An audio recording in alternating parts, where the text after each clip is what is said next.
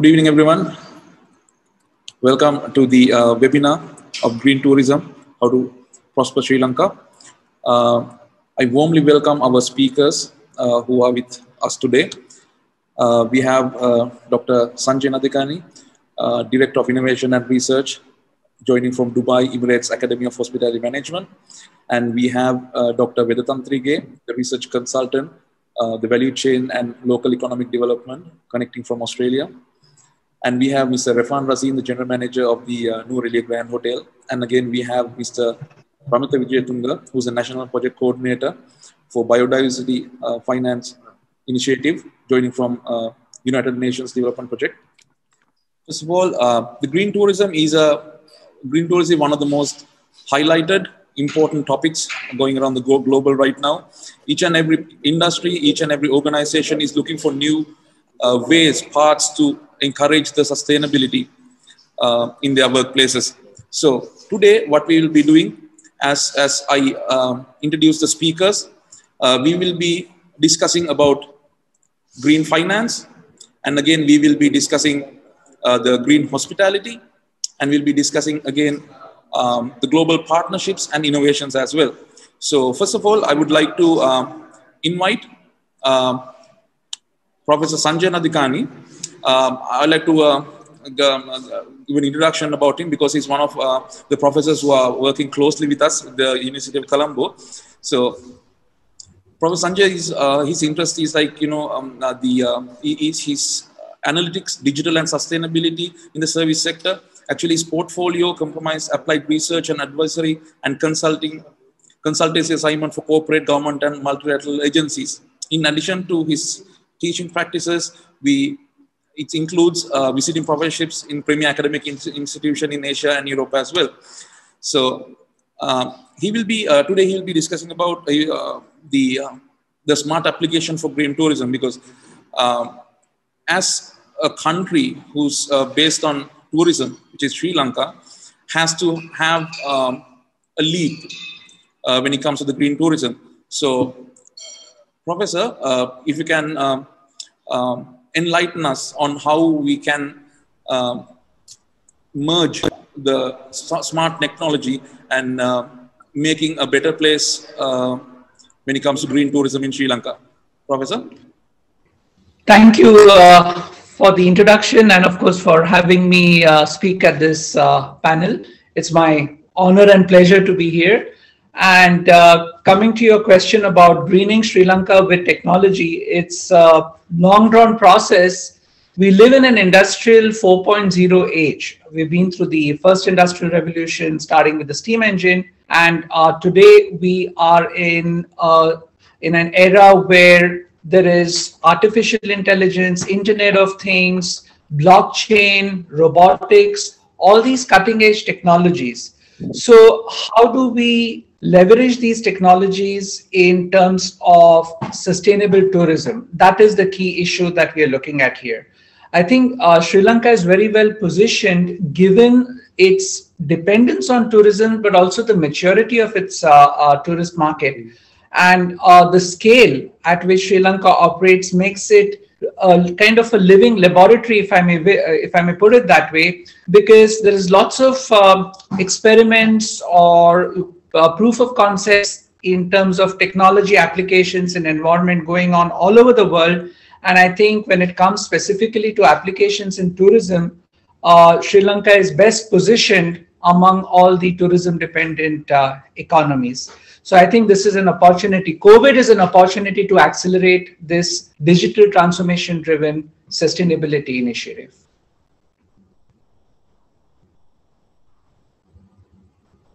I think you're muted.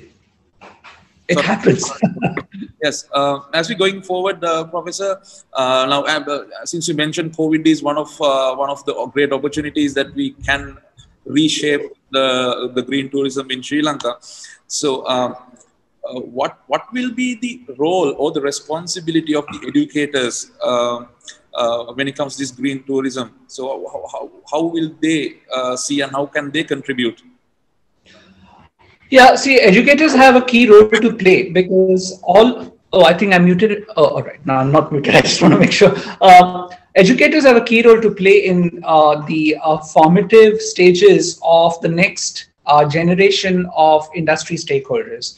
Because as Professor Suranga mentioned, we've become so used to this pattern of overconsumption, bigger the better, the more lavish the better. Yeah, we have to change this mindset.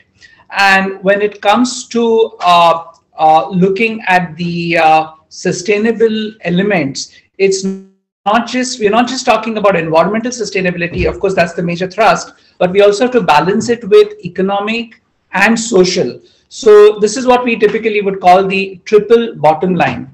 And education systems have to accordingly adapt. For instance, how many of us actively promote environment sustainability into our course curricula? How many of us have dedicated courses? How many dissertations do we produce at postgraduate level?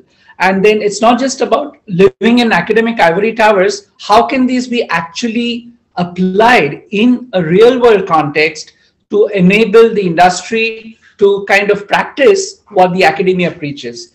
This is something which is pretty pertinent, and that's where the role of academics and education becomes very important.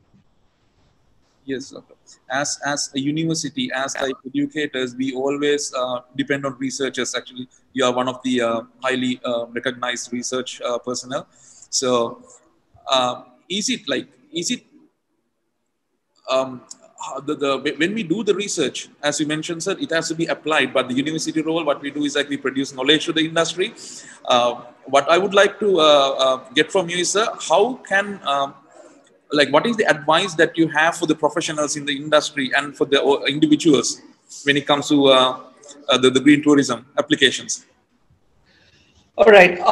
See, the process of education never ends. We are forever learners. We are perpetual learners. So I think it's very important for the people in the industry to keep themselves abreast of what are the latest trends, how, for instance, technology, because that's my forte, that's where I come in from, how digital technologies can help accelerate sustainable initiatives or any other initiatives which touch upon what I call the triple bottom line, right? The economic, social, and environmental. So from that perspective, universities have a very key role to play to ensure that what's happening in the latest trends, maybe in different sectors, which are way ahead of hospitality and tourism, the best practices are actually brought into play in tourism and hospitality. Industry practitioners are made aware of these best practices and then actually handhold them together. So it's not an academic ivory tower that just produces research papers, but it actually has a tangible impact. So this is where industry and academia can work hand in hand and kind of complete the stakeholder value chain. Thank you, Professor. And even the Colombo University, the tourism study program has created the International Tourism Research Conference, where you are a big part of it. And like what always do is like we produce the knowledge and we let it go to the world. So thank you, Professor.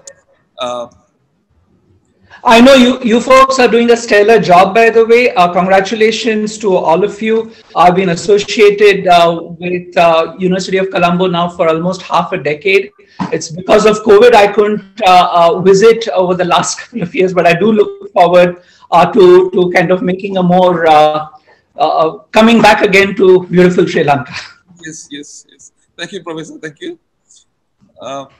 Next, I would like to move to Dr. Haritha Wedathanthirige, where he's connecting from Australia. Actually, he is running a project over there. But as I was discussing with him, like he will come to Sri Lanka in another 1 year's time. So let me tell a little bit about Dr. Haritha. So he has been working as a research consultant on value chain and local economic development in New South Wales, Australia. He has key areas of expertise. His expertise are green economy and sustainable development, organizational sustainability, value chain and local economic development, and rural livelihoods. So he's having this, he has a range of research experience when it comes to qualitative and where especially business research and quantitative research as well. So, Doctor, welcome. What we would like to know from you, if you like the knowledge that you would like to share. Uh, what is green financing? If you can enlighten us, just to start the discussion, Doctor. Okay, thank you very much, Madhushan, having me, and thank you, Professor, having me and giving me an invitation for this discussion. I'm really happy to brought you attention on the green financing, but before that, I would like to talk about something about the backgrounds of the context. The green financing is something not just parachuting from other financial ends. It's gradually evolving over the period with the economic development and with the climate crisis. So with all that, I would like the next couple of minutes time, I would like to share with you a presentation. So then we can continue the discussions further. The green financing is mainly the focus on the sustainability. Sustainability in the sense that we are not focused into the anything that to harm the environment. So it makes sure no harm for the environment. It makes sure no harm for the society and the humanity. And at the same time, it makes sure that there is no liabilities in our balance sheet. It is an opportunity from the growth to sustainability. So as simple as green finance is an opportunity for from growth to sustainability. Yes. Doctor, you were discussing about a framework, a policy for the green financing. So I know, like when it comes to the other countries who are very focused on the environment, they have a policy framework. Even in Sri Lanka, we do have. So, what is your thought about it? Like when it comes to the financing policy framework? Yeah. Yes. Thank you, Madhushan. So it's really important having a policy, because policy is the main thing, and macro interventions. So macro intervention is playing a major role in the transformation and the transition from the current economic scenario or current economic development to the turning into the green economic development. So in this context, the policy framework is really important, because it gives us a real directions. So that directions tell us that where we need to go, where we can go, and how we can go. So achieve the sustainable development goals and the sustainability. Therefore, policy framework is very, very important. It's a roadmap for all of us to move forward. So many countries, they incorporate, because there are several policies in several sectors, several industries.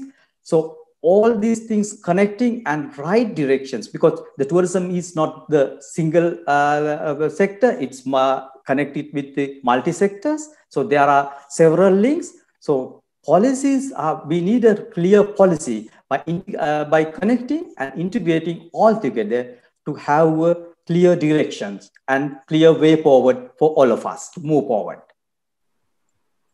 Yes, Doctor, now you are again, you're a highly recognized a scholar, a researcher. How do you connect the knowledge and the skill development in Sri Lankan tourism when it comes to green financing? Because we we have a lot of resources as how we understand and experience. We don't see much of practices going on. People need more awareness. There's opportunity of awareness, I would like to say. So how will you emphasize the fact that we have to we have to contribute the knowledge and skill development when it comes to Sri Lankan tourism, sir? Yes. So forget out about the finance or green finance. The skill development. The skills are the real need for this transition. So we need new skill sets, because technology play a major role to achieve the sustainable development, achieve the sustainability. So we have to develop the skills for the new business practices, sustainable business practices. We have to focus on, without developing any skills, we can't move forward to achieve the sustainable development goal. Maybe what we call the technology replacements or smart technology. So all kind of things, we need new knowledge and skills, how to move forward. For that, we need money, we need resources. So that is why the skill, for the skill development, we need finance. So that's, if you use the finance for the development of skills for the sustainable practices, or move forward towards the triple bottom line. So that will be green financing. So for the sustainable development or skill development. So we can't move forward without skills. Agree, doctor. Because it's all about human. It's about all about knowledge, how we can contribute to the society when it comes to keeping our resources for the next generations. Doctor, would you like to go ahead with your presentation? Yes. So may I start? Yes, please. Can I share my slides? Yes, sir.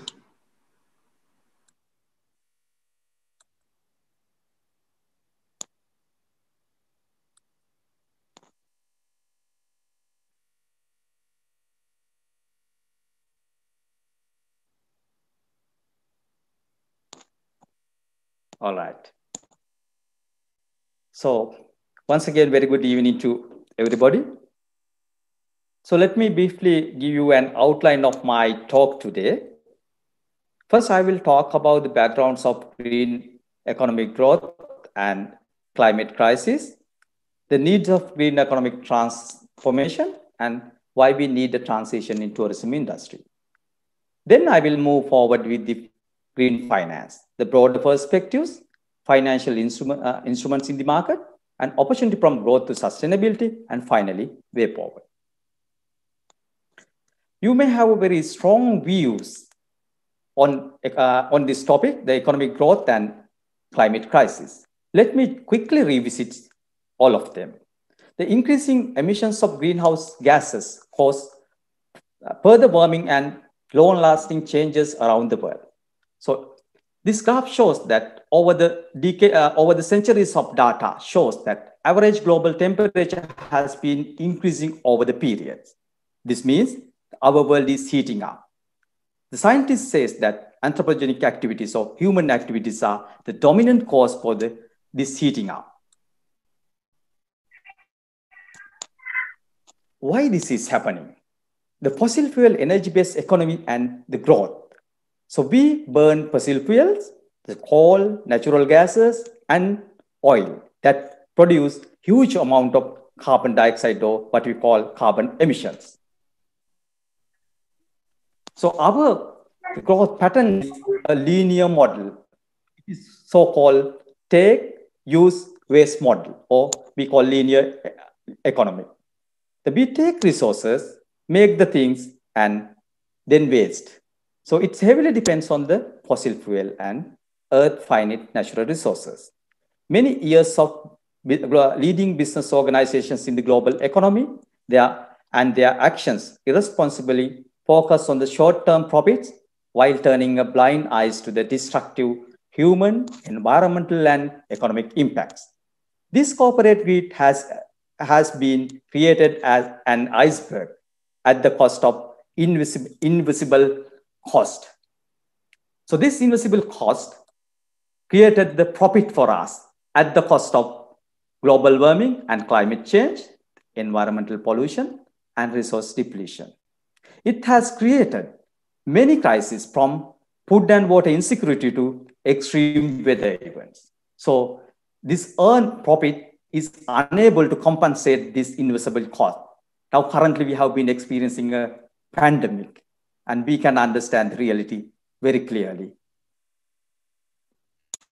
What resulted in next?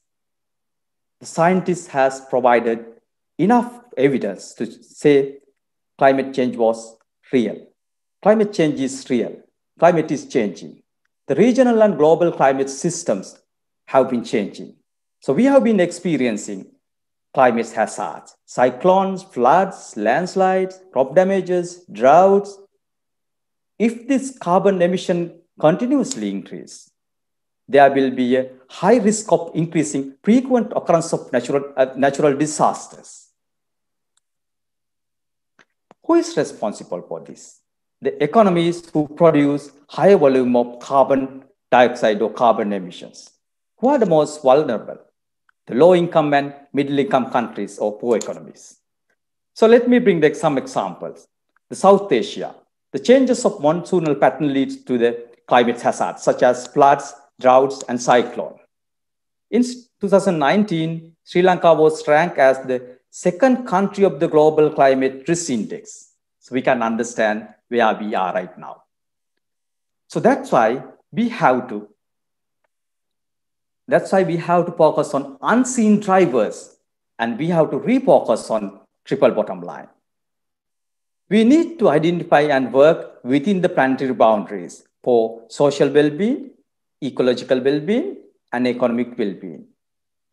So research provides enough experience that our world has been exceeded the carrying capacity of planetary boundaries right now. So that's why we have to refocus on unseen drivers of environmental aspects, the economic aspects, and social aspects for the sustainability. Sustainability is no longer an option. It is the new normal. So the Sustainable Development Goals provide us global frameworks to work together towards the triple bottom line. In this case, the green economy plays a very important role. Green economy does not replace the sustainable development. Its overall mining break the sustainable development. It focuses to break the resource-intensive growth model and transformation of consumption and production into more sustainable pattern. And it's a focus to transformation of demand and supply in the market into more sustainable pattern. And it significantly reduced the environmental risk and ecological scarcity and low carbon production. And it enhanced to resource efficiency and social inclusive economy. Altogether, green economy focus well-being, social equity, and values of human and nature as the center of economic development and the growth. How does it work? As linear economic model, the green economy also driven by the public-private investment. This is where the green finance is involving. This engine of growth or this machine work to reduce the carbon emission and pollution. It works to enhance the energy efficiency and resource efficiency. This engine works for protect the biodiversity and ecosystem service, and it generates growth in income and employment. The green economic transition. For this transition, we need macro interventions as well as micro interventions. Macro interventions at the government level, the policies and strategies, the laws and regulations and macro programs. At the same time, micro interventions are also important at the organizational level, individual level, even societal level.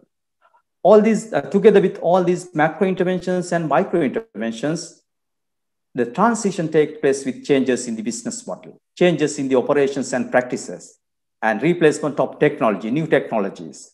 So that is what we call smart technology, and altogether behavioral changes in the society.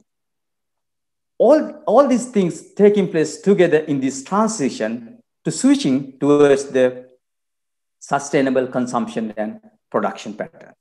So for all these macro and micro interventions where we need finance, that is what we call the green finance.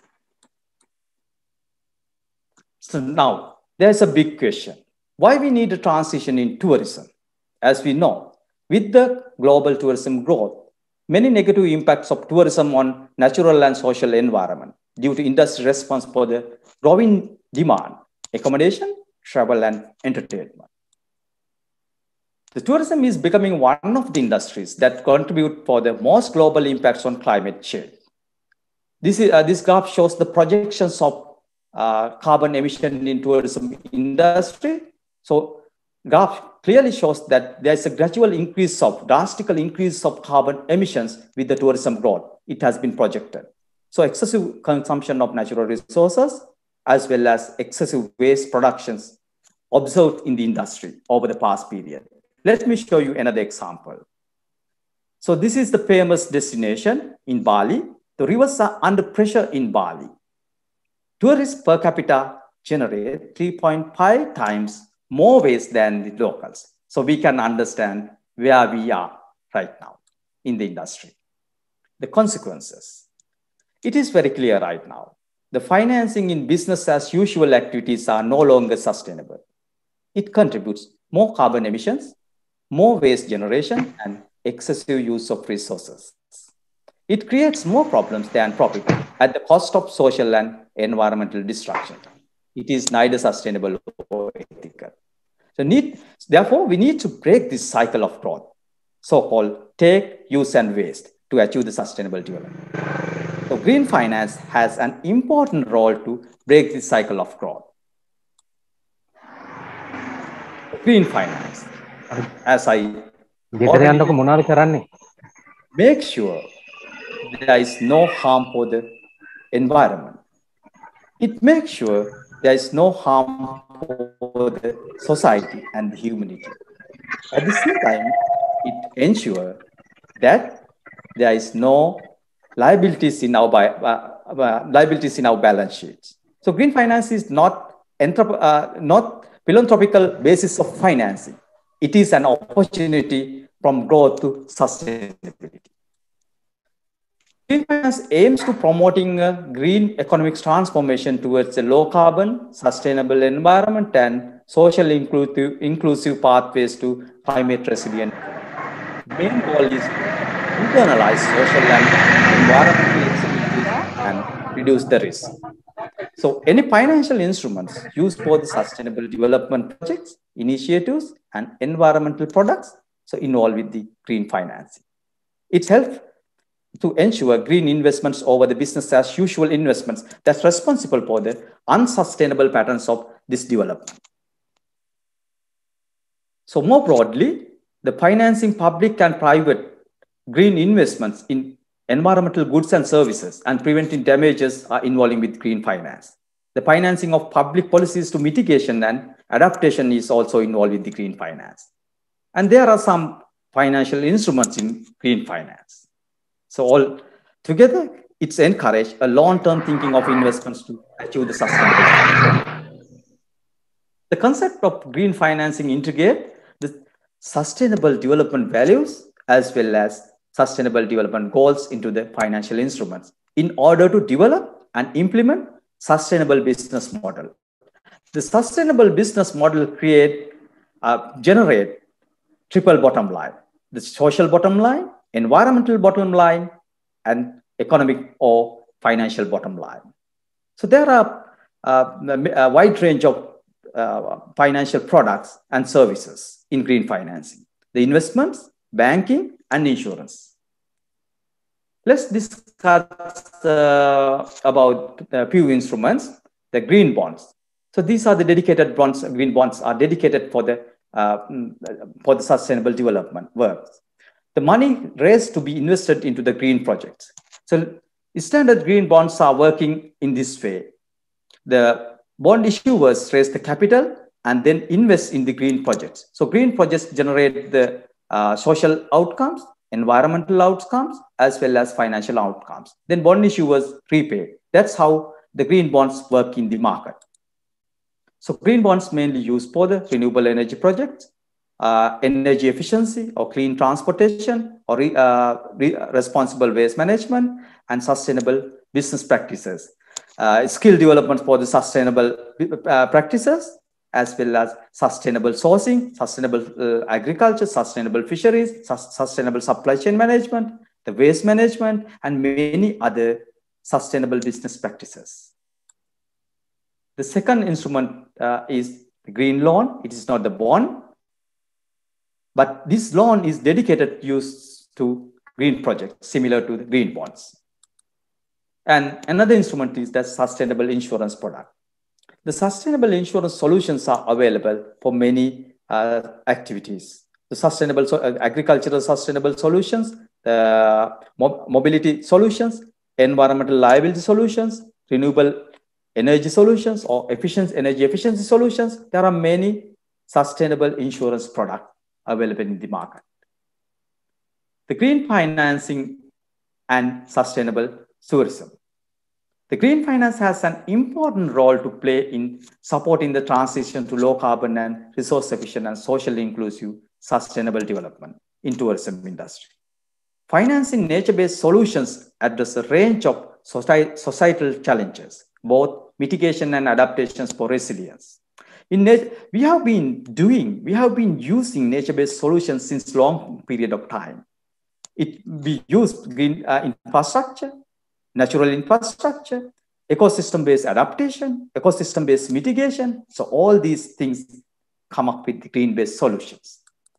In tourism, so it brings us, nature-based solutions brings us many opportunities from growth to sustainability, energy efficient transition, water management solutions, waste management solutions, biodiversity conservations, the cultural heritage management, sustainable sourcing and sustainable supply chain management, green buildings, the adaptation of responsible business practices, integration of tourism and with local community and their livelihoods, strengthening the local consumer base through the affordable domestic tourist market. This is very important opportunity. So we have been experiencing a global pandemic with the restrictions of international travel. So all countries' tourism mainly depend on the domestic tourist market.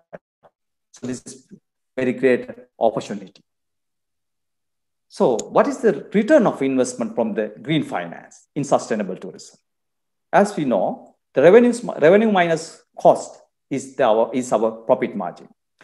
If we can minimize the cost of here through green practices, enhancing energy efficiency, enhancing water use efficiency, reducing wastages of material flow, we can still boost the profit margin in here. So it brings us profit margin through the utility saving. And at the same time, with the green practices, so we can make sure the customer satisfaction and reducing the reputational risk. And also in long term, we can ensure the energy supply. So let me show you a business case for the green building. This business case has been developed by the International Financial Corporation, IFC. It is the private sector arm of World Bank. As we know, the utility bills are the larger percentage of operating cost in hotels. For this case study, there are many cities in different countries involved. The Colombo is one of the city. So I think the 4-star hotels are considered for this case study. According to this case study, the 12% of the utility bills goes to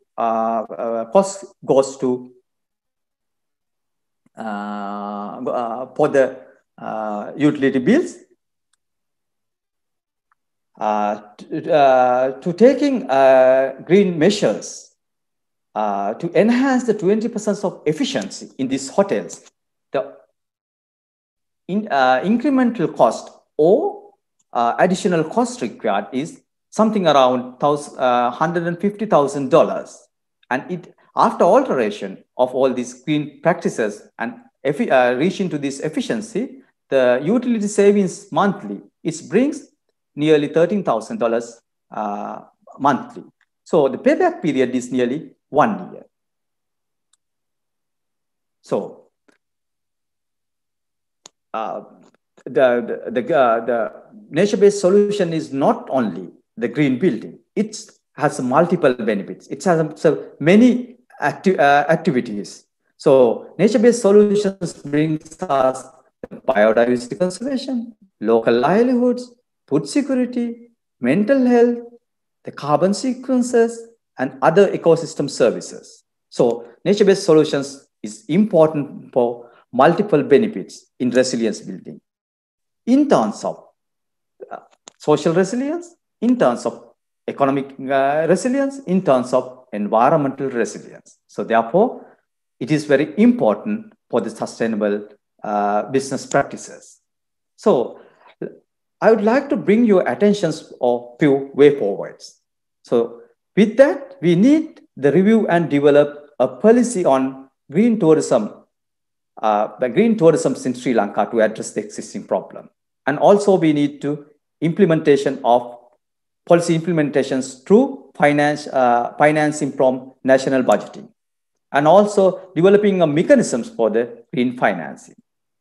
And it is very important for us, and it is a necessity that capacity building programs to strengthen the institutions and the society in supporting to resilient developments in tourism. Now, you may think and say, I think this is very important, even though I may feel that we don't have resources, we don't have set of skills, we don't have expertise. This is very common in everywhere in this transition. So one thing we have to believe, that we can make a difference. Resources, change makers, expertise, all we have to find among us. Let's ask from everyone, what are we doing today? There is no any other place for us. There is no any other place for our business. Thank you.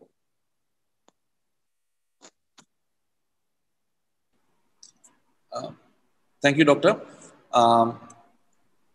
Actually, it's really important, as you mentioned, the transition of the tourism sector in the country, because we have a huge opportunity when it comes to that. And again, as you mentioned, the framework, yes, we do have an opportunity. And again, we have to reinforce the policy framework for all the organizations as a country. And again, we will be, like, as an outcome from this webinar, we will be creating a policy paper where we will be publishing, where people can get ideas like as your valuable contribution of knowledge, sir. So thank you. Yes, thank you. Again, when it comes to the Sri Lankan green tourism, the hospitality sector plays a major role in the tourism sector. Sorry. So we have seen certain organizations are embracing the green tourism concept. To discuss that, we have a very important person here, Mr. Refhan Razeen, where he's the general manager for the Nuwaraeliya Grand Hotel, where he has a vast knowledge and experience. Actually, he's one of beloved hoteliers in the country, and he's working close with the University of Colombo and with Professor Suranga as well. So if I mention about Mr. Refhan, so he has a lot of key strengths when it comes to strategic and tactical marketing planning, again awareness development management, about marketing and marketing collateral developments, and new market penetrations, market research and analysis. And to mention about his career, he has worked under the capacity of general manager and above in so many iconic properties in Sri Lanka. Just to mention one is Kandala, where they have adopted this concept, and he is one of the pioneers who worked there to strengthen that concept. Again, I welcome Mr. Refhan. So, sir, as a hotelier who's really engaged in this concept, we know that we have a lot of opportunities in the country, like the accommodation sector. The operators has a lot of opportunities to embrace this. From your point of view, what do you think? Like, where should the hospitality industry should move? What are the things that we can really apply to this green concept, sir? Good evening, Madhushan. Thank you very much. I think, first of all, I think the challenges in green hospitality, that's what you mentioned. I think the top management in green hospitality has to take some proper decisions, and they should have a vision for green hospitality. If the top management doesn't understand, it's very difficult to take this green hospitality to any organization. I think that support needs from top as well. And when it comes to finance issues, I think less investment, if you have less investment for hospitality on green, that's also very difficult for you to move forward. For example, if I tell you sewage plants, if you don't have a proper sewage plant system, you will not be able to take this forward properly in green tourism. If I take you another example, a small example, like we normally have plastic straws, right? And we ban a plastic straw and we bring in a paper straw. Plastic straw may be less expensive than a paper straw. So if you decided that paper straw is expensive and if you're not using paper straw, that's not going to be the green tourism. So we need to understand the plastic straws impact and the paper straws impact on the green tourism. People not identify the market demand for green practices. You know, even the market demand should be identified by everyone what this sustainability is all about. If you see in Sri Lanka, clients are not ready to pay that extra fee to add for green practices, but 53% globally travelers are willing to pay that for more product that they demonstrate in environment responsibility. So that's an area that we need to see on these challenges to go forward, to take the challenges from green tourism. So main thing is the top management need to support down the line to take this vision forward. Thank you. Yes, sir, true, very true. And again, now we have reached a situation which is the COVID pandemic. Most of the hotel operators are suffering, I would say, when it comes to their performances, profits, because like they are having problems with their cash flows and everything. So right now, so when it comes to this green tourism, so what will be the barriers? I would say, like, what are the opportunities that the hoteliers can think of when it comes to converting this into the like a proper green practices? What is green hospitality? That's number one. I think that's the new norm today. Simply, it is a hotel that focuses on sustainability in its business practices, especially the business waste. Everything comes to the hotel as a business waste. You will throw a lot of things out. So you need to manage this properly to take it forward, minimizing social and economic benefits to the people and minimizing the impact of the negativeness. That's one. Minimizing benefit to cultural heritage and environment and minimizing the negative impact of that as well. That will give a big understanding to go forward in the green hospitality. Okay, sir. So you are a person who has implemented your ideology. So you have proven that in certain organizations that when it comes to implementation. So any last message to the industry, for the hotel operators or for the academia when it comes to so what will your opinion, your message to the whole world, sir, please?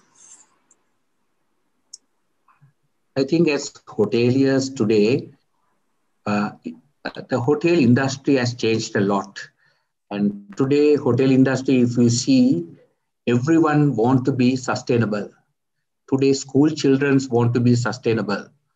So I think everyone has understand for us to live in this earth, sustainability is the way forward. And actually, it's a way of life and a lifestyle today. So I think we need to work hard and practice this and educate everyone on sustainability. That's the way forward. Thank you, sir. Thank you very much. As you said, I have a presentation. Yes, sir. Please go ahead, sir. So you're saying something? Sorry, I do have a small presentation. Yes, sir. I do have a small presentation to present. Is it? Sure, please, sir. Please, please. You can share, sir.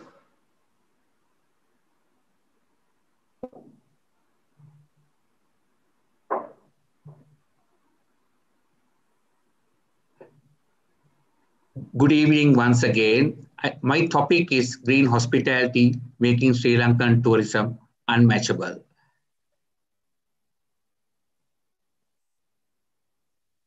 Secretary General of UNWTO said sustainability must not longer be a niche part of tourism, but must be a new norm of every part of our sector.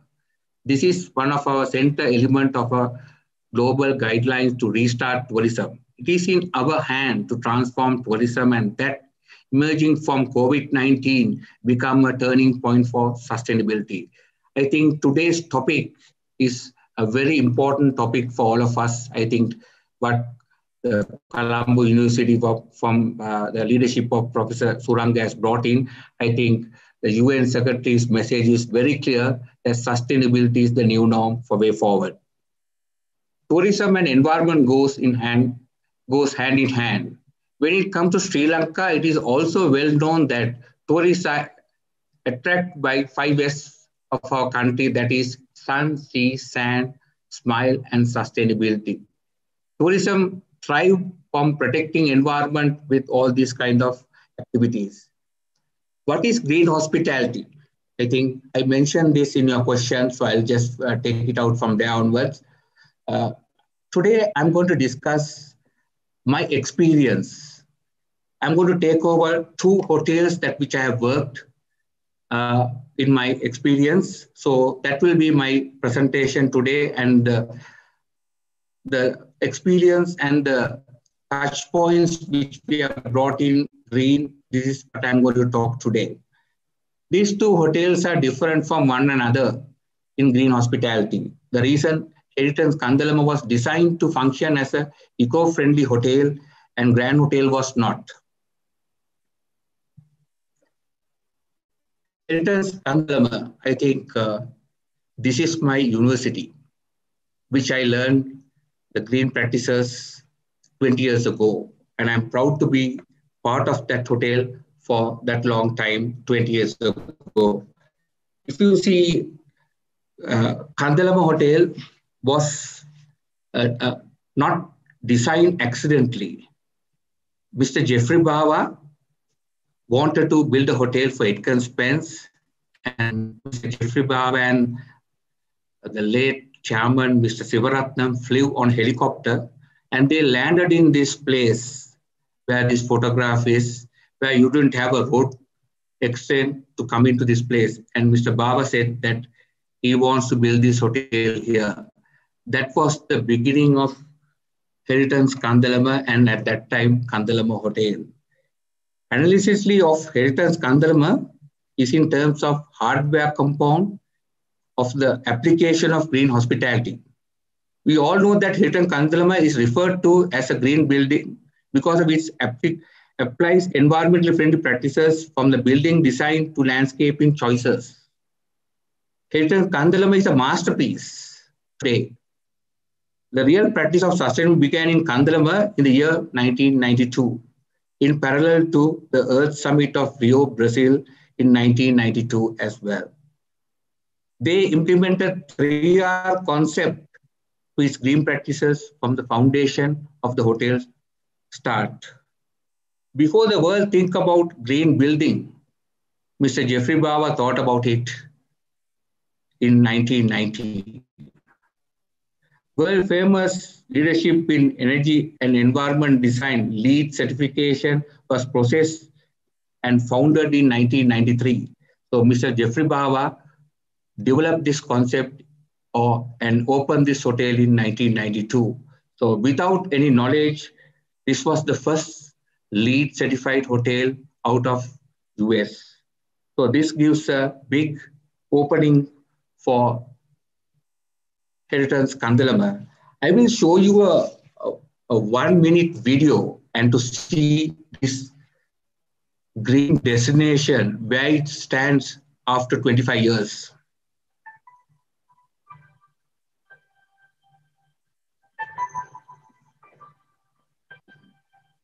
This hotel, 75% of the building columns on columns.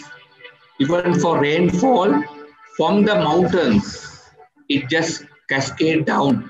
So nothing is being stopped on the environment side of this hotel. 73% of the building materials was found from 300 kilometers inside 300 kilometers range.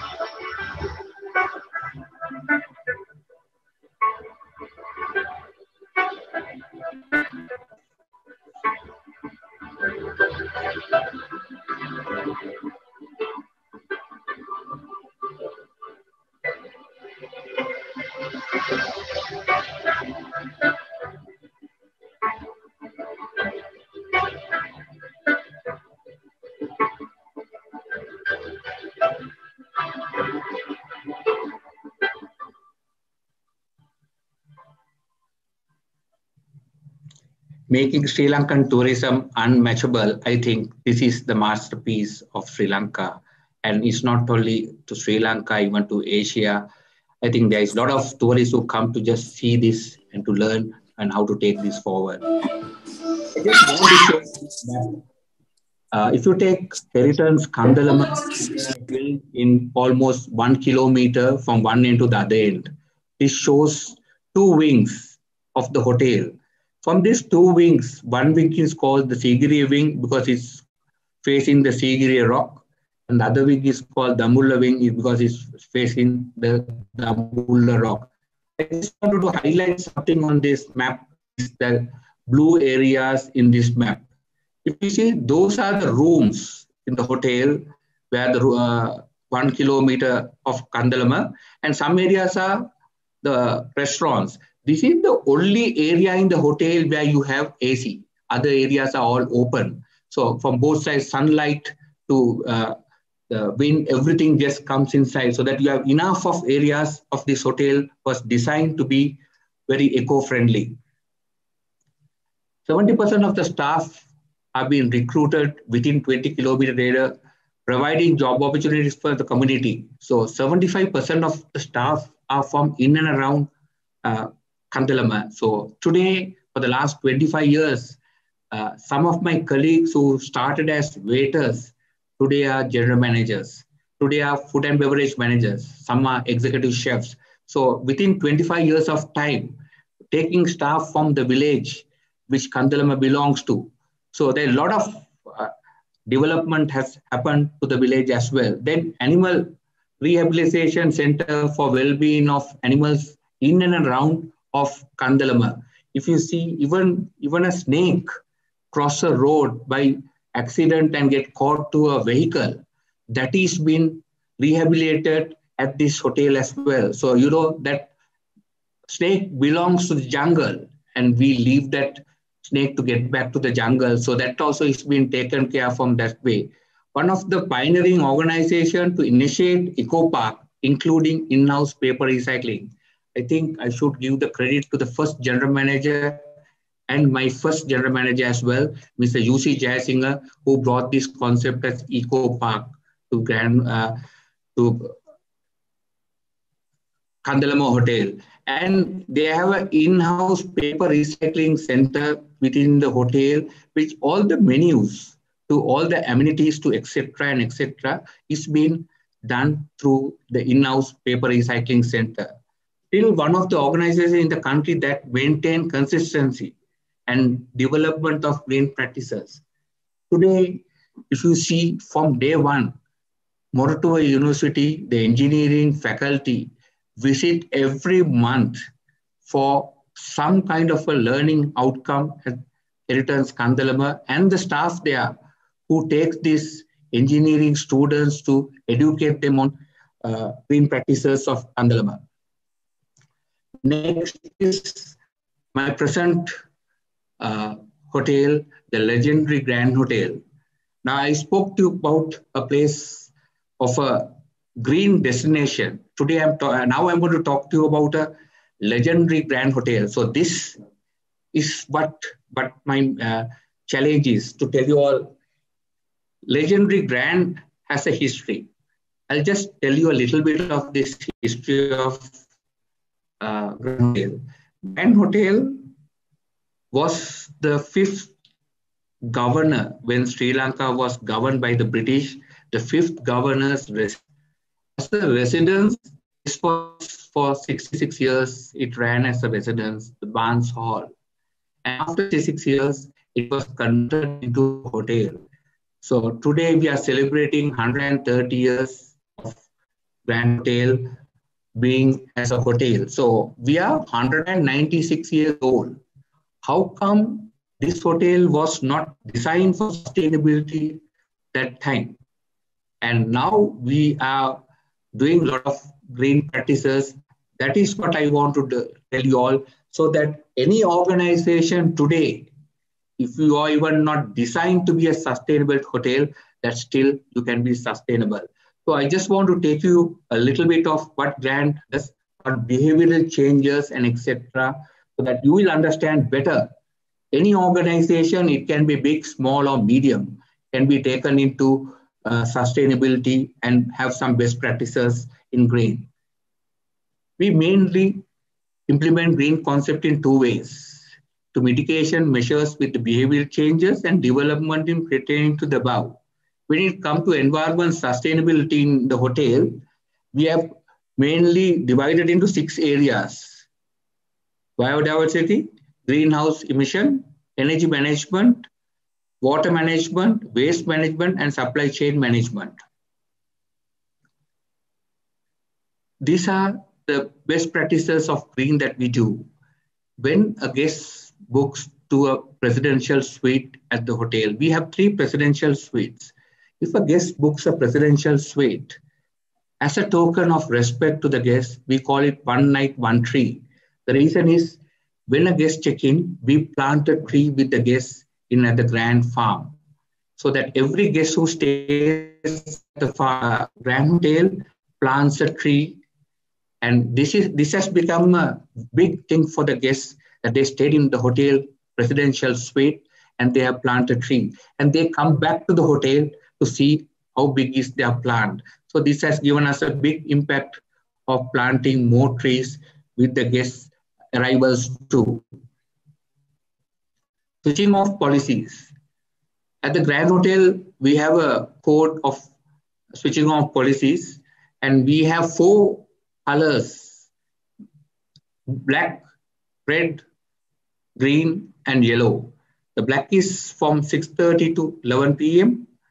Red is from 6:30 p.m. to 5:30 p.m. or 6 a.m. And green is 24 hours. Some areas are closed areas, which is 24 hours, and yellow is only when it's necessary. So this helps the whole hotel staff to understand in their own department how much of lights they can save and the energy side of it. So, and we do on a daily basis on the staff notice board when they arrive to work, we say how much of electricity was used yesterday and what is the cost, etc. So the whole staff knows on a daily basis what kind of a cost is being used on a daily basis. Mindfulness drinking. This idea came from one of our staff. Actually, she's our learning and development manager, Shenali. She brought this idea of mindfulness drinking as well. And we are doing this for 2 years. Guess water glasses are filled only on request for the second time. Otherwise, as a service, all hotels, what we do is we fill 3/4 of the glass, and most of the time the guest doesn't drink. Just imagine if you have 200 guests for dinner and 200 guests for breakfast and 100 guests for lunch, how much of water will be wasted on this whole exercise? So what we do is we ask the guests on request for guests and we save this water in liters for daily. And we encourage our staff also, when they are at their staff dining areas as well, pour what you can drink and drink everything what you pour.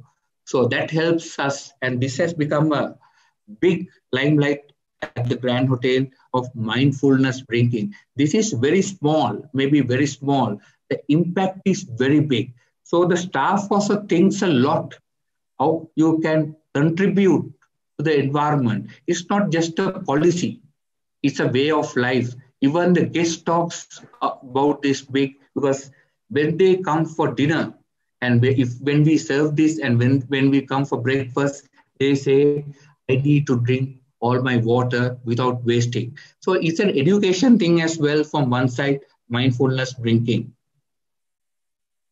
Single-use plastic zone. The staff entrance is being dedicated as a single-use plastic zone. No shopping bags beyond this point. So we don't bring any shopping bags inside the hotel, so that the whole hotel doesn't carry any shopping bags. And we started this about 2 years ago, and it has become very helpful for us. And staff today are not carrying shopping bags even to their houses, etc. So that has helped us to take it beyond. It's not only at the Grand Hotel, even beyond Grand Hotel to their houses, etc. The movement created by hotel millennials, 40% of the staff for environment conservation, especially for reducing the usage of plastic bags. Our hotel has a millennials club. You must see a 196 years old hotel as a millennials club. This was formed about 3 years ago, the millennials club. What do you mean the millennials club? Who are born after 1990. We have about 152 staff. That's about 40% of our cadre is millennials today. And we want to increase this more as well with time on this. Today, millennials are very concerned about the environment. And we are very lucky that we have some young leaders who are driving this force forward. And we have a public-private partnership which we have created with the Nuwaraeliya municipality on this no silly silly. This is again on the plastic bags. Every month we have an event with this 152 staff. They have a date. It's the second week Wednesday. Every second week Wednesday they get together with the Nuwaraeliya municipality, and there are some young clubs in Nuwaraeliya have got together with all them. They clean the whole Nuwaraeliya to make sure that Nuwaraeliya is a clean city for tourism as well. So this has helped us to take this to schools in Nuwaraeliya. There are 28 schools. So our leaders in this Millennials Club go to schools also and educate the school children also how they also can contribute to the environment. This is another thing that we have introduced 3 years ago. It's like Kandala, the eco park, because as I said, the business waste, there are a lot of business waste that we need to manage. Otherwise, we are not going to go anywhere in further. More than 50 types of waste are segregated in this green bank. Why we made the name also green bank is also there is a reason. Because this is a profit center as well. Your garbage is being sold. So this is a profit center as well overall.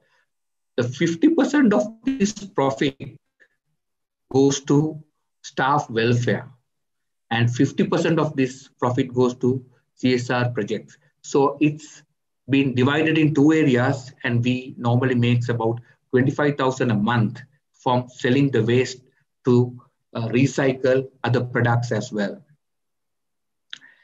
Change hands. This also is part of the Green Bank project, and this was introduced last year in August. This idea came from our sustainability officer, Varuna. He just walked in and told us one day that there is an idea like this of change hands. There is a lot of clothes in our cupboards, which sometimes we don't know is just packed and kept in our cupboard. It can be shoes, it can be bags, it can be anything, ties, etc. etc. What we want to do here is, it may be no, I will not want that shirt or tie or the trouser, but one of my staff will need at present. So we open up this Change Hands project right now. We have distributed about 700 items so that every staff at the hotel or from home, they bring what is not being used at home to this Change Hand project. And right now, we only want to do it with our staff there, because there is a lot of staff who are taking on this. So we first wanted to make sure that our staff get it. Then our next turn is to do it to the community with time, how to go forward on this project. And we want to put this in our website. When the foreigners are coming from overseas, they also can bring some clothes, which is not important for them, but definitely that will be important for the community in Nuwaraeliya to share these clothes. So this Change Hand is a big project, and I think the credit should go to Varuna on the whole round. No Bin Day. Grand Hotel, every Wednesday, we call it the No Bin Day for breakfast, lunch, and dinner. What do you mean no bin? We don't have a bin at our staff dining room for breakfast, lunch, and dinner. Now, this has been very well set up for the last 2 years at the Grand Hotel. Our chefs also makes the menu. If it's fish, without bones. If it's chicken, without bones. So that what you want to eat, the staff will take. Staff can serve 3 or 4 times even, but they will not waste any food.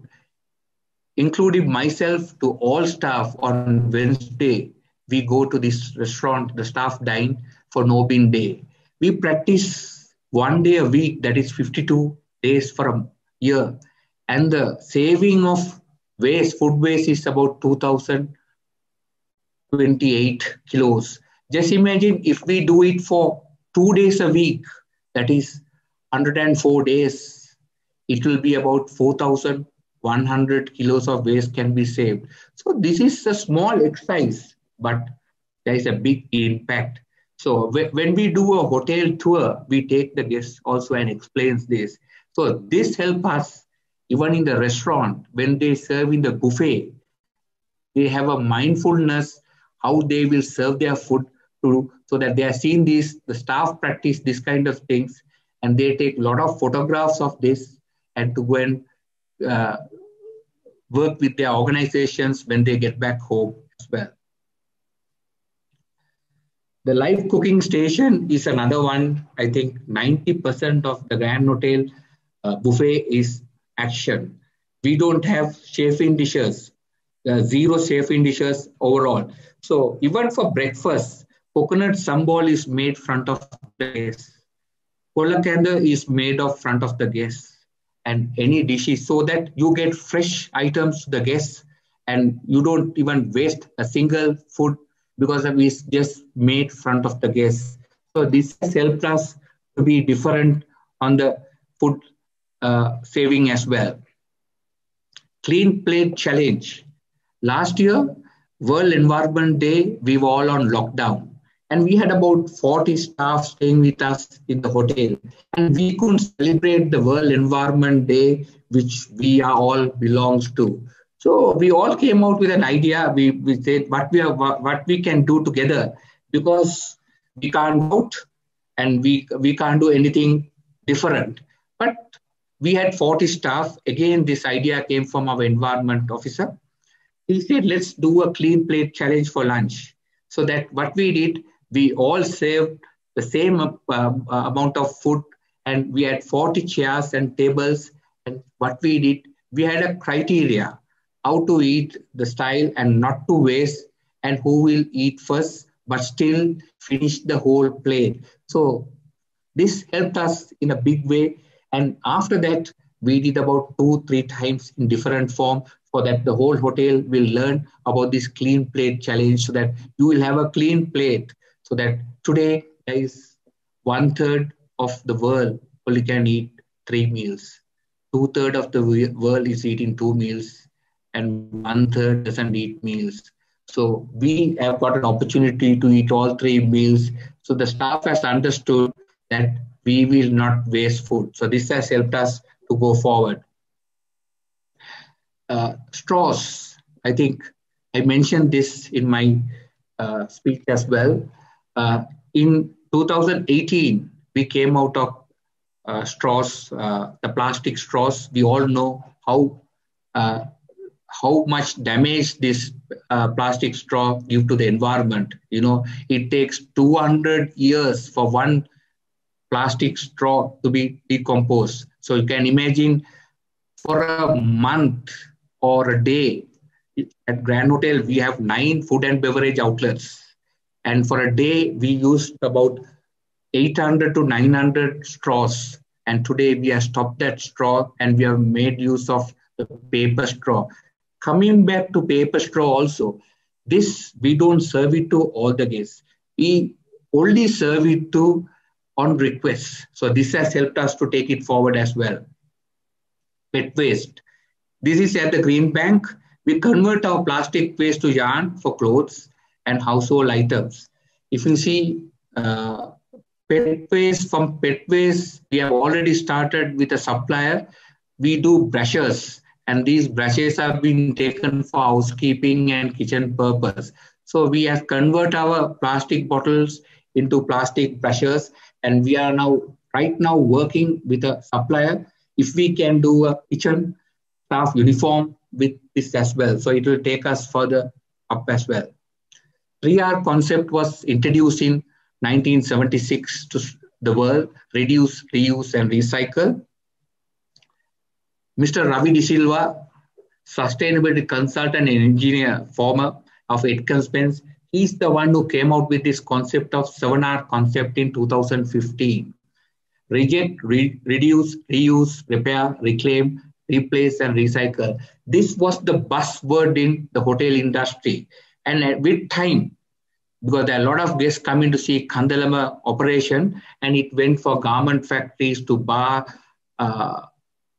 other organizations as well, like the banks, etc. So Mr. Ravi De Silva should be given the credit for this, with the whole team of Kandala staff, for introducing this, and the savings of all this 7R concept came in big handy to the bottom line. So I think this has helped Kandala to take it to the different level. 12R concept, advanced version of R concept by the Grand. Because we are a hotel with 196 years old culture. So to bring this environment concept was not easy for us 3 years ago. So what we did, we came out with a 12R concept. What do you mean a 12R concept is? Responsible. You need to be first responsible. So we educated all staff to be responsible and to rethink. And from there, rewards. Rewards is where the bottom line, the service charge have been, then the 9R, reuse, repair, reclaim, replace, refill, rot, recycle, refuse, and return. I love to explain this, but there is no time for me to explain this further. But this 12R concept can be used even in school, even in house, even in any organization. So as I said, Kandala was a design hotel from the start for sustainability. Grand Hotel was not designed, and we can't say that we can't be sustainable. Today, this 12R concept has helped us to be very sustainable with overall what we do. And I just want to take one example. I know I'm a little bit, my time has gone up, but give me about another 3 minutes to just finish my presentation. This is a freezer compressor. Now, because there is 12R concept, this was brought by one of our engineering supervisors and said, what we can do with this is to sell this to metal. The easiest thing is to sell this to metal. But what this engineering supervisor did was he opened this, and we got about a liter oil on this as well, which we can use to clean machines, etc.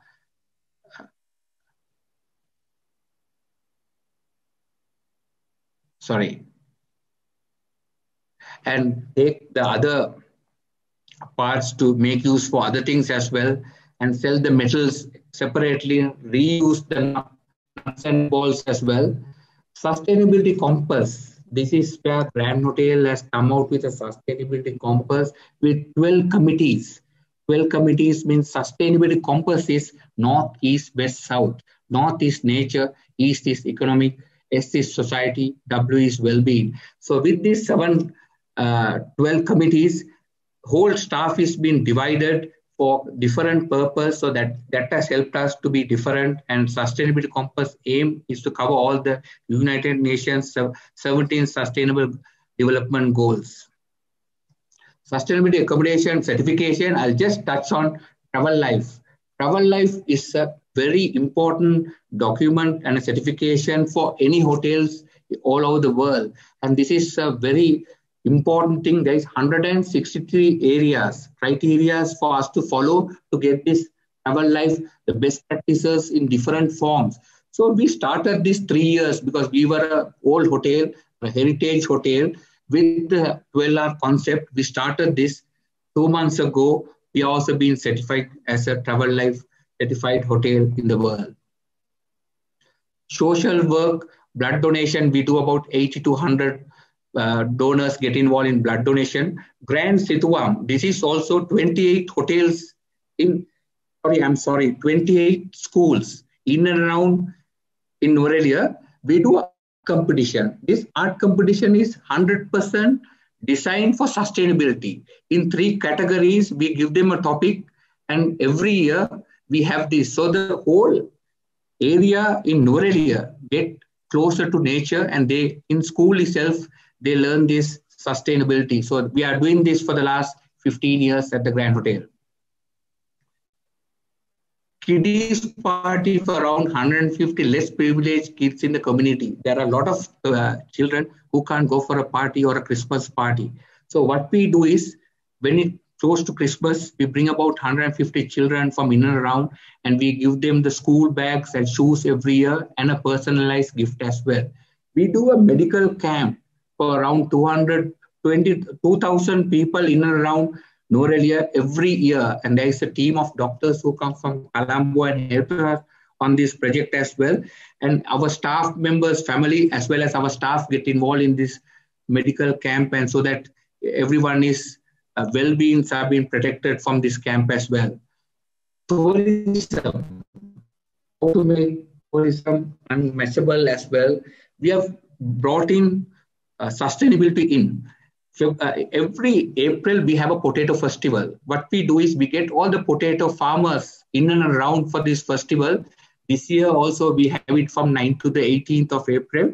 So what we do is we get involved with the farmers, and we make about 150 varieties of food, from potato jam, from potato burgers to potato roti, potato ice cream to potato cocktails. That is our April plan. If you take August, is our strawberry festival. Again, in Nuwaraeliya, you have a lot of strawberry growers. We'll bring in all the strawberry growers, and we have a strawberry festival also for almost 2 weeks every August. And in December, we have a tea festival. That's also, we have big, estate owners, but we bring in small tea estate guys, locally grown guys to this tea festival. Again, we do this for 2 weeks.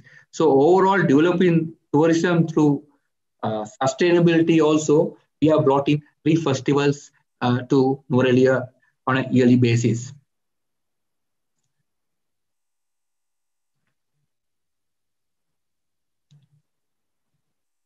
If we can at the Grand Hotel, why can't you? If a 196-year-old heritage property not built for sustainability can safeguard the environment, why can't the rest of the country do this? There is a small 1-minute video on Nuwaraeliya and the Grand Hotel. Just enjoy this for a minute, and I'll close my speech after that. The Grand Hotel in Nuwaraeliya is proud to preserve much of the most important life up in the hills of 38 acres in the montane cloud forest region. The premises consist of natural forests, home gardens, and farmlands. 300 species of wild plants can be found in the preserved forest patch, including rare endemic plants. 40 species of birds have been recorded in the hotel premises, including 8 endemic species and 7 migrant species.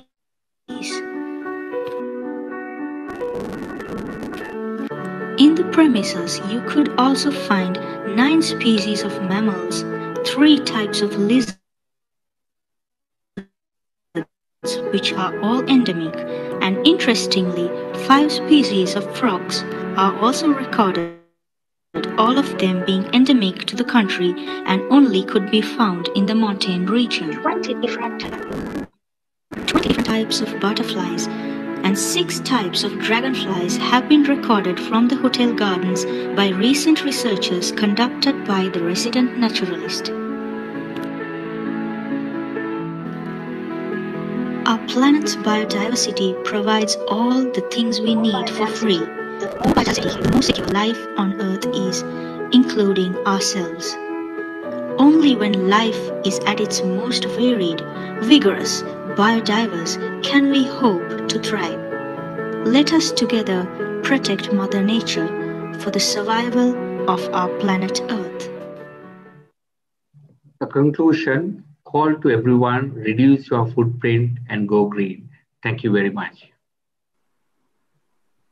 Thank you, sir.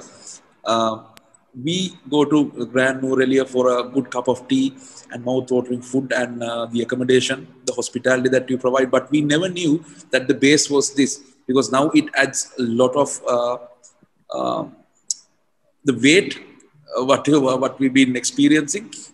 And I think it's a good lesson and model for the industry practitioners as well, as you mentioned. And indirectly or directly, you said like you can save a lot of money, and it's a very important thing. And again, we really love that you are empowering your staff and how you contribute the CSR projects. And I think there was a huge message and a challenge that you have given to the audience and the industry from this webinar. So thank you very much again. Thank you.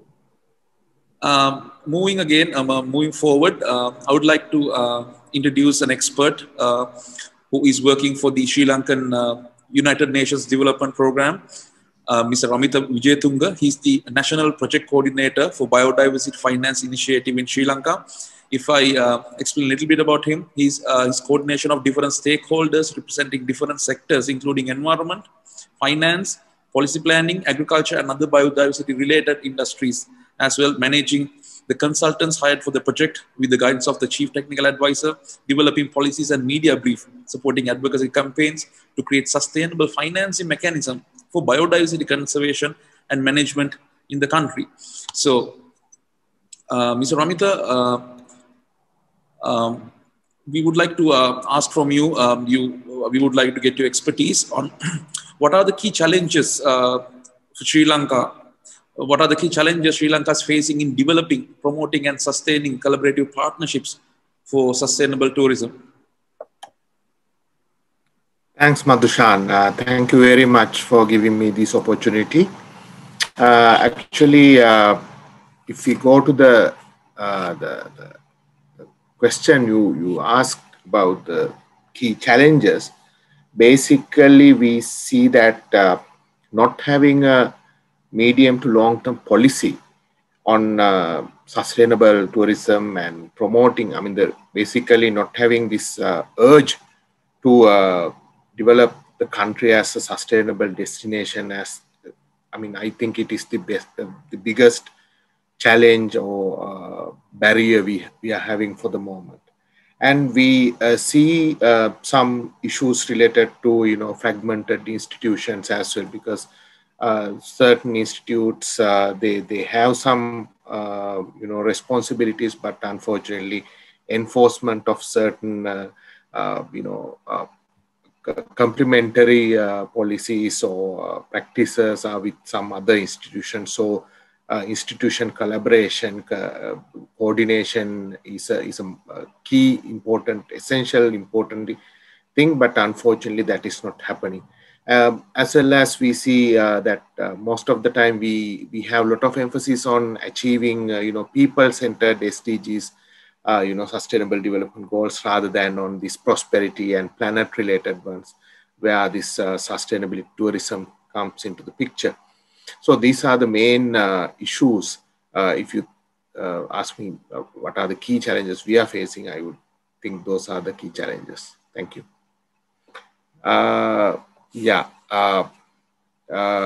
Actually, just to reiterate the few things, Anshan, shall I go into a little bit of details of it, if it is okay? Sure, Mr. Amit, if you think it's necessary to answer, please. Yeah, because I think the global partnerships, you asked me how global partnerships are important in the context of developing sustaining green tourism initiatives in the country. I would like to take this, in the context of three bottom line, the social, economic, and ecological perspectives as well. Let me, detail out in three areas related to these three bottom line areas. If you take the tourism, as previous presenters also mentioned, that the patterns of tourism are now changing. That's a kind of a fact nobody can refuse. So solo travel is becoming very popular.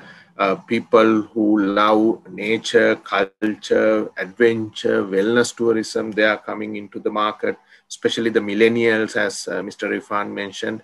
There is a big demand for these type of value propositions rather than the traditional value propositions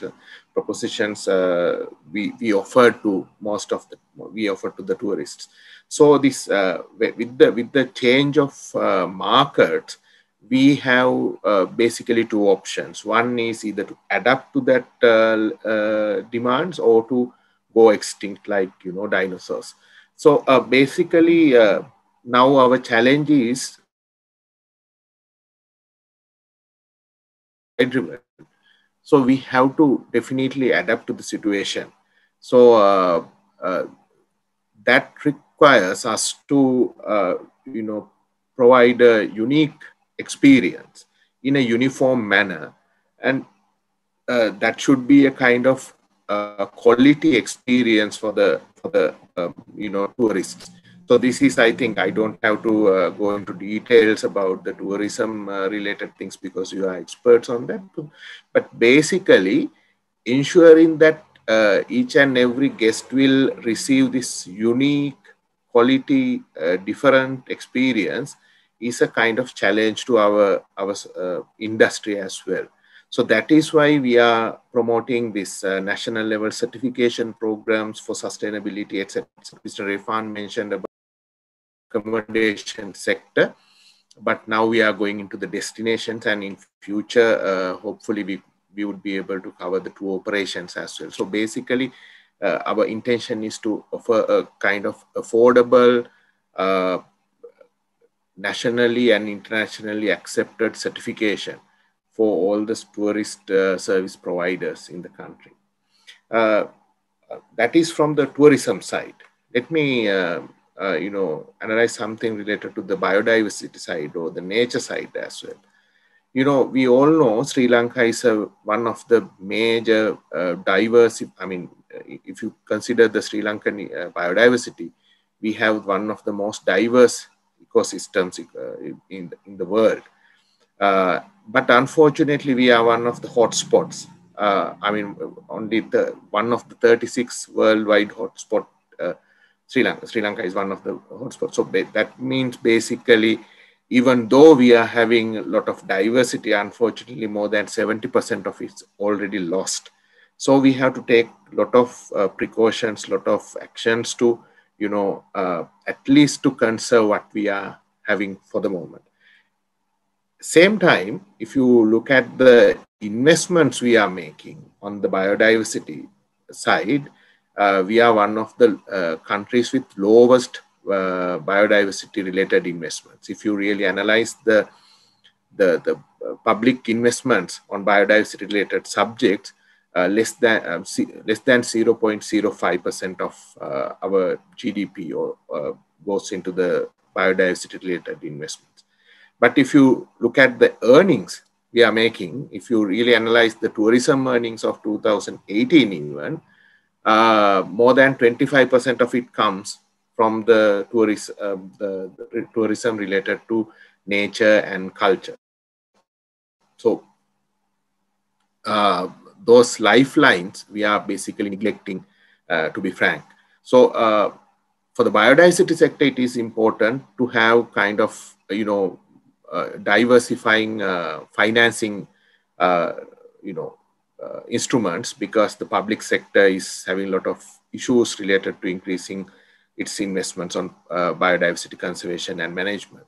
So tourism sector is one of the best avenues available for biodiversity sector as well. So it is not only kind of one-way argument that always biodiversity supports the tourism, but the other way is also true, because Sri Lankan biodiversity is also requesting a lot of support from the tourism sector, and that can come from various ways, like realignment of investments, avoiding future costs of reclaiming, damage clause, as well as increasing the efficiency of the existing this thing. So while tourism can gain from the biodiversity, biodiversity can also gain from the tourism area. So this is the second area I want to emphasize on. And the third area is that if you look at the broad picture, the sustainable development goals, as I think Haritha also mentioned a couple of minutes ago, that tourism sector is one of the major accelerator that we have identified for the Sri Lanka. So tourism sector can create a lot of impact on several SDGs, SDG 1, 5 on gender equality, even though for the moment tourism is not a key area that provides a lot of employment opportunities for women, but the potential is very high. The decent work and economic growth, SDG number 8, SDG number 12 for responsible consumption and production, SDG number 13, 14, 15, 16, and 17, especially the global partnerships for developing these institutions. So all these three areas, SDG as an SDG accelerator, as a innovative financial solution for biodiversity sector, as well as to support the emerging market needs of tourism. I think green tourism or sustainable tourism is a proposition that we can't forget about. So in this context, I think partnerships, global partnerships, are really important because that can be used to generate data, as well as support a lot of research that are important for the sector. Come up with certification, as I mentioned earlier, also develop the capacity, because South-South as well, I mean global South-South as well as global South-North, or any other interpolations can be supported through global partnerships, and of course the global best practices can be brought in to support the situation in Sri Lanka, as well as identifying different roles and responsibilities of different players, and promote public-private partnerships, and promote tourism, green tourism products. For many of the areas, global partnerships can be instrumental for a country like Sri Lanka. I think that explains why global partnerships are important for the tourism sector in Sri Lanka. Thank you. Yeah, Mr. I was thinking.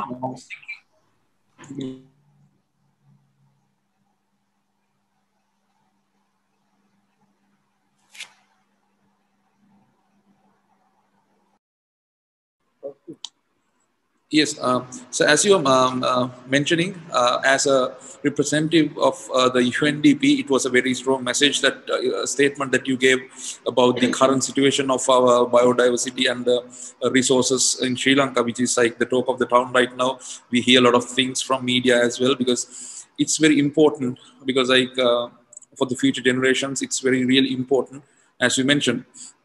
And UN is a very large organization where they, as you mentioned, like they have different programs for different areas. Lots of countries have succeeded by the aid of the UN. I would just like ask a short question, Mr. Ramitha, just a general short question to end the discussion. Uh, what do you think, like when it comes to UN and Sri Lanka's partnership, like what will be the latest additions that we might get from that side, sir? Related to tourism sector, Maybe sustainability, the environment, or yeah, okay, yeah, thank you very much. Actually, as you know, this sustainable tourism goals are there, and UN is one of the organizations that Sri Lanka could use to ensure that Sri Lanka will achieve SDGs by 2030, as well as take part in the global discussions where we could get the support we need, because it's a UN is a kind of it's an association of all the countries. It's a it's an intergovernmental organization. The Sri Lankan government can easily take part in the UN discussions, UN collaborations, and it's like that, and get the support of these global partnerships for the benefit of Sri Lanka. It is not only for the government sector, but for the private sector and civil society organizations as well. So as I mentioned earlier, it is not only limited to one area, but all across the SDGs, you could take the advantage of UN being in the Sri Lanka, and Sri Lanka being a member of the UN from the very beginning, I think last 70 odd years. Lot of sustainability related issues Sri Lanka is facing, they are not individual to this country. Many other countries are facing the same type of issues. So this UN, through the UN, Sri Lanka could learn the experiences of others and learn what we could do, especially related to those SDG related issues. Plus that, under the UNWTO, lot of new data, new research findings are coming up, new research, new recommendations are coming up. Those things can be easily used to the benefit of the country. And as I mentioned earlier, we are even now supporting the government of Sri Lanka to develop a new tourism policy, new tourism strategic plan, tourism, certification systems, capacity building of the key tourism agencies in the country and all that, because it's a kind of area that we should put a lot of emphasis on, because if you really consider, that is the second net foreign exchange earning industry of the country. So it has a huge potential, and UN is there to support the country to achieve its ambitions towards that. Thank you. Thank you, Mr. Ramitha, because as you mentioned, we all hope that Sri Lanka will be a better place in 2030 with the support of the UN as well. So thank you very much. Moving forward again, I would like to introduce one of the most important person, being our mentor and the person who directs us for all these achievements and explorations. Professor Suranga Silva, who is the coordinator of the he is the coordinator for the tourism study programs in the Colombo University. He will join with us to do the closing remarks and the vote of thanks. Professor. Thank you very much. Thank you very much for all the support, more specifically the most valuable resource persons. Dr. Haritha Wedathanthirige, research consultant, value chain, local economic and economic development sector, Australia. Mr. Refhan Razeen, general manager, the Grand Hotel Nuwaraeliya. Professor Sanjaya Nadkarni, Director of Innovation and Research, the Emirates Academy of Hospitality Management, UAE, and Mr. Ramitha Wijethunga, National Project Coordinator, United Nations Development Program, Sri Lanka. So it is no doubt that the most valuable thought and insight you have been given us, so valuable, and it is very useful for the for our students to develop the basic policy brief for making Sri Lanka more green tourism in near future. We have been seeing that through your all the insights, valuable knowledge sharing. We can see that the customers are different. They are in their demand patterns, and their demand patterns are changing and challenging for the industry, particularly under the new normal situations. We have seen that through very fantastic presentation made by our resource person, Mr. Refhan and Mr. Ramitha and Professor Sanjay and Dr. Haritha. So your presentation, we can summarize. The affluent tourists are seeking more green tourism product, and the wealthier tourists are seeking more healthier tourism product under new normal. So now, how do we adjust our industry for green tourism? It must be very challenging task right now. Specifically, we have to see green in Sri Lanka tourism must be the prosperity of the country. So in that case, Dr. Haritha very clearly mentioned that green financing. So most of the people are thinking that tourism, making green tourism could be costly for the organizations. But Mr. Refhan has very clearly indicated that it is not costly, it is a great investment. Future, you will be getting more tourists, you will be getting more lucrative income. So in that case, we must be realistic rather than the pessimistic or optimistic. So if we look at the realistic scenario, we can see Sri Lanka ranking in the global development. Sri Lanka rank as 87th out of the 138 countries in the Global Knowledge Index. At the same time, Sri Lanka is ranked as 110th place out of the 147 countries Global Innovation Index. Sri Lanka is ranked as a 77th place Global Travel and Tourism Competitive Index. Sri Lanka is ranked as 72 out of the 189 countries in Human Development Index. And Sri Lanka is ranked as a 109th place out of 180 countries in the Environmental Performance Index. So fortunately, Sri Lanka is the best 9th country in the world for giving index. So it is very clearly indicated that Sri Lankans have a great hospitality. Inside, when you look at the global ranking, we are in the 9th place. So now we must be realistic. How do we go ahead? It is a very challenging task. So we in the University of Colombo and the academia, we have realized that we have to learn from the global best practices. So that is why we have invited Professor Sanjaya Nadkarni, because he is a very prominent professor in this sector, specifically technology development for green tourism. And Dr. Haritha has done a very good elaboration for how we can make profitable business through a green product of Sri Lanka tourism. So Mr. Ramitha has very clearly mentioned that partnership is very important.